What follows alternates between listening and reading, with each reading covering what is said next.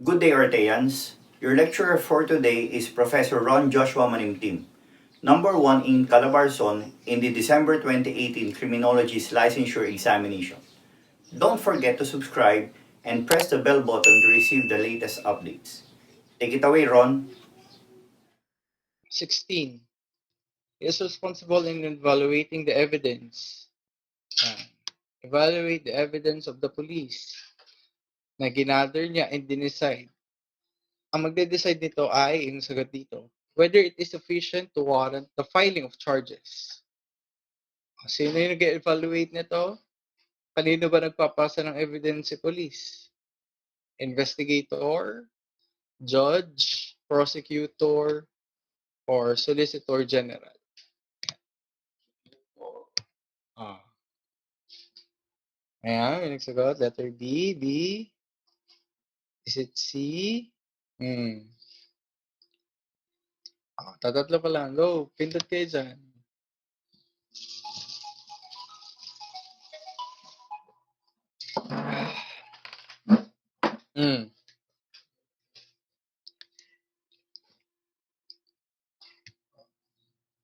What's the answer?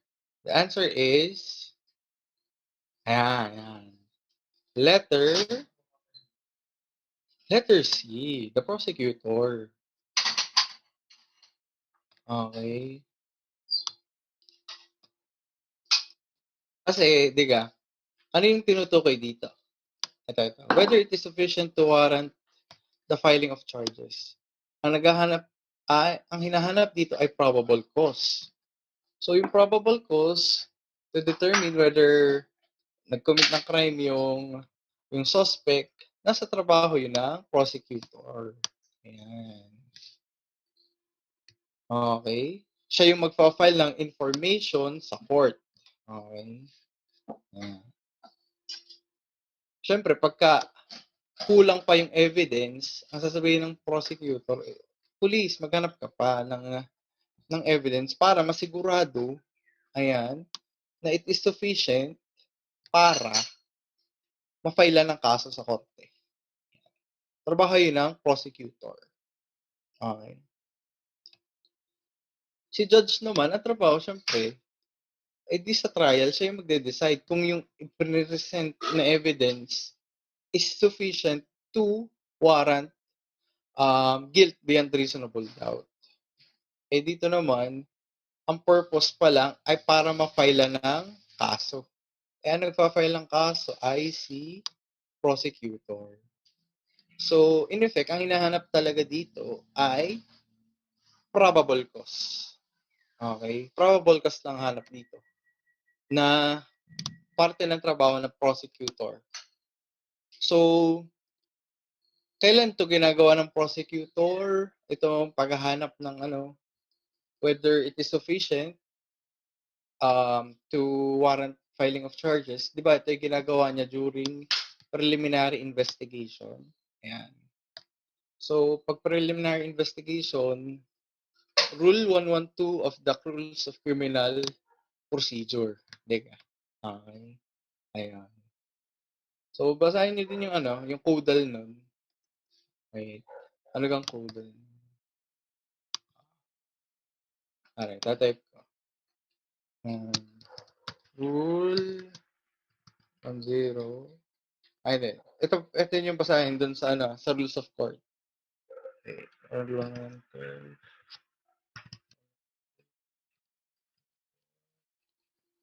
126. Yan. Yan. Nasa chat ko yung Pwede nyo basahin dyan. Bail rin isa. Okay. Yung 1112, preliminary investigation. 113, about arrest. 114, about bail yan. 126, search and seizure. Okay.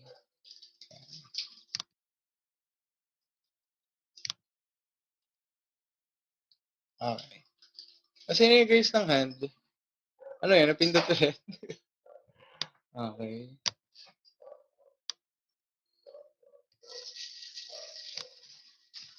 Let's go. Napindot ba ulit yung yung nag-raise ng hand? Or what?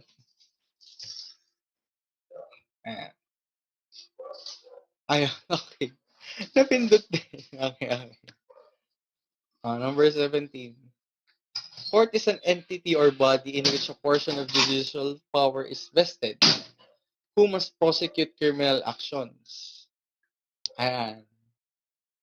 Judge, fiscal, private lawyer, counsel de officio. Ang intro court. Diba? Ang intro court. Pero ang tanong, sino magpo-prosecute? May now choose the answers, guys. Is it the judge, the fiscal, private lawyer, or counsel de officio?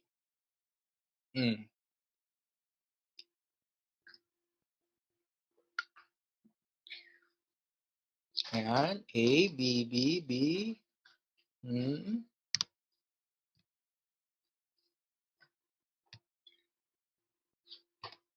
B. Okay. Yan, B, B. Okay. So, ang sagot is letter B, syempre. Di ba ang fiscal, ito yung term dati sa prosecutor. So, pag nagpo-prosecute, di kayo yung nagpa-file ng kaso. Tapos, yun nga, magkakonduct ng preliminary investigation to find to find probable cause. Sa fiscal yun, hindi sa judge, okay? May si prosecute, sa prosecutor, ang kay judge, adjudicate. Ayun ang trabaho niya. To adjudicate. To give out judgment. Ayan. Private lawyer. Pag private lawyer, ito yung abogado mo na magre-represent in court. Okay. Ayan.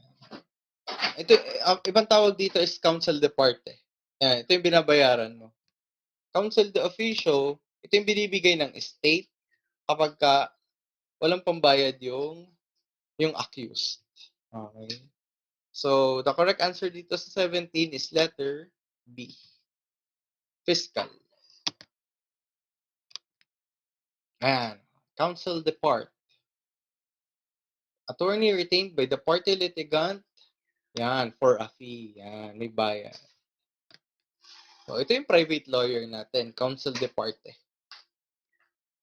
Ito namang de officio, since wala kang pambayad, bibigyan ka ng court ng abogado. To represent a destitute or indigent. Pag indigent, mahirap or wala kang means to pay the attorney. So, yan. Binibigyan sila ng counsel de officio.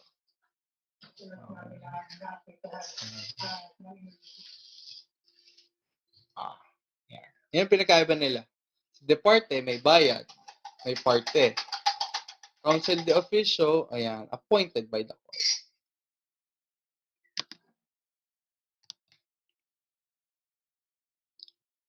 18. A body officially assembled under authority of law in which judicial power is vested or the administration of justice is delegated.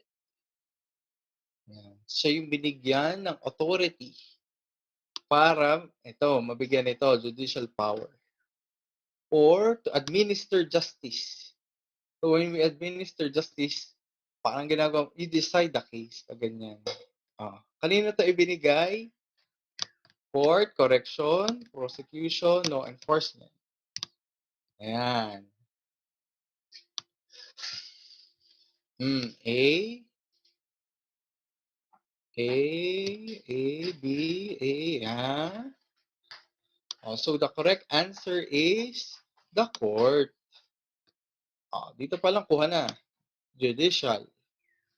Okay, judicial power is vested or ibinigay sa court. So ano yung judicial power na tinutukoy? To try, to hear, and to decide the cases. Ayan. It is vested upon the court. Okay. Tandaan na ang court ay under ng judiciary. So, hindi ito maaaring mapapunta sa prosecution. Since ang prosecution ay under ng executive. Diba? Executive to. Okay? Court, judiciary. Kaya may judicial power. Ayun. Isa to sa naging isang clue to. Okay? And when you say administration of justice, it is the trying, hearing, and deciding the case based on the evidence they will present. It is not vested upon the prosecution, correction, or law enforcement. This is vested upon the court. Sa kanya to ibinigay. Itong mga trabahong ito. Okay? Ayan. Itong trabahong ito ay binigay sa court. Ayan.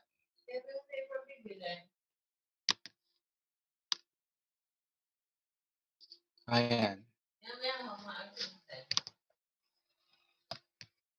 Let's go. The court, as the third pillar of justice, is looked upon as the following. Except. So, meron ditong tatlong tama at isang hindi trabaho ng court. Ang hanapin natin yung hindi trabaho ng court. Ayan. Alin dito ang hindi trabaho ng court?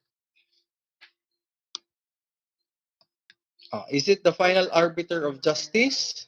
Mm-hmm. It has the responsibility to participate in law enforcement activities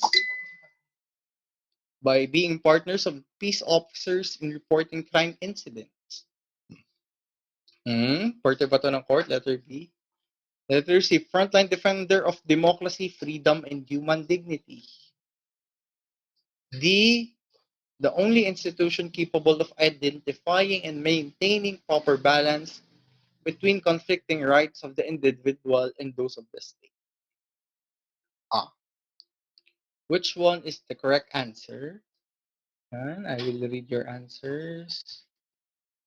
C, C, C, B, C. Yan. Yan, kita ko na yung sagot. Yan. May nasagot pa. Go. Yan. Dale. Okay. The correct answer is letter